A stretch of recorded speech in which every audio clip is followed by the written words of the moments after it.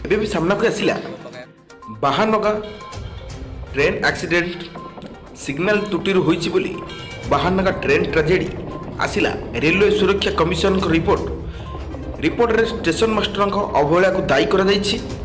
Signal त्रुटि दुर्घटना होइथिबा reporter उल्लेख करछन्ति।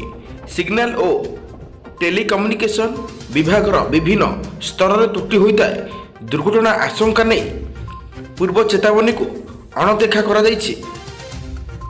स्टेशन मास्टर सतर्क होइथिले दुर्घटना एड़ाई होई परिथांता हेले तांको सामनारे त्रुटि होइथिले भी अणदेखा करथिले।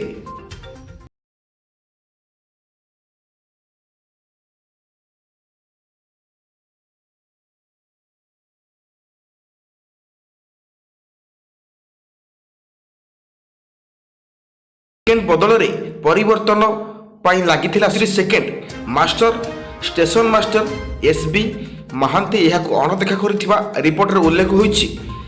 ईएलबी परिवर्तन बेले सिग्नल सर्किटर परिवर्तन अन्य एक कारण थिला।